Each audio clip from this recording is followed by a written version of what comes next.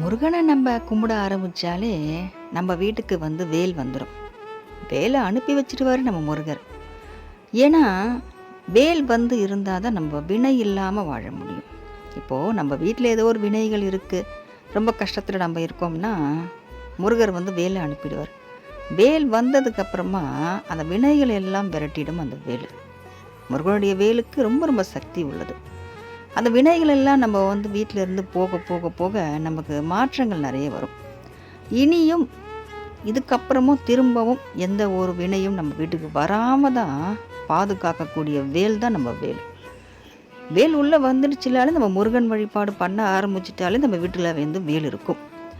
வேல் இருக்கும்னு சொல்கிறீங்க, எங்களுக்கெல்லாம் எதுவும் தெரியலைன்னா தெரியாது நம்ம கண்ணுக்கு. ஆனால் சில பேர் கண்களுக்கு தெரியும், பார்த்துருப்பாங்க. நானே உணர்ந்திருக்கேன். அந்த மாதிரிலாம் எங்கள் வீட்டில் இருந்திருக்கு. சட்டுன்னு திரும்பி பார்க்கும்போது வேல் தெரியும். சத்தியமான உண்மை. அது மாதிரி எல்லாருக்குமே தெரியும். கொஞ்சம் கால தாமதமாகும். சில பேருக்கு உடனே காட்சி கொடுத்துருவார். சில பேருக்கு கொஞ்சம் தாமதமாக காட்சி கொடுப்பாரு. சில பேருக்கு ஏதோ பயப்படுவாங்க அப்படின்னு தெரியாமே இருக்கும். ஆனால் நம்ம எங்கே போனாலும் நம்ம பின்னாடி வேல் வரும். நம்ம வினை இல்லாமல் வாழ்கிறதுக்காக, நம்ம பாதுகாப்பாக இருக்கிறதுக்காக முருகர் நம்ம பின்னாடி வேலை அனுப்பிட்டே இருப்பார். முருகரும் நமக்கு முன்னாடி இருப்பார். அது நம்ம உணர்ந்தால் மட்டும்தான் நமக்கு அது தெரியும்.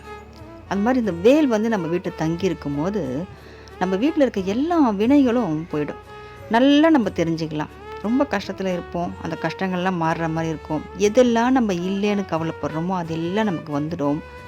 ரொம்ப நம்ம கஷ்டம் கொடுக்குற மனுஷங்க நம்மளை விட்டு தூரமாக போயிடுவாங்க. நம்ம ஏதாவது ஒரு விஷயத்துக்கு நம்ம மனசு வலிச்சு கவலைப்பட்டுட்டே இருந்தோம்னா அந்த விஷயம் கொஞ்ச நாளைக்கு அந்த பிரச்சனையே இல்லாத மாதிரி பண்ணிடுவார் முருகர்.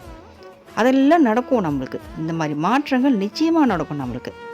வேல் நம்ம வீட்டில் நிச்சயமாக தங்கிடும். முருகன் அனுப்பிடுவார். முருகான்னு நம்ம என்னைக்கு நம்ம வணங்க ஆரம்பித்தோமோ அன்றைக்கே வேல் வந்துடும்.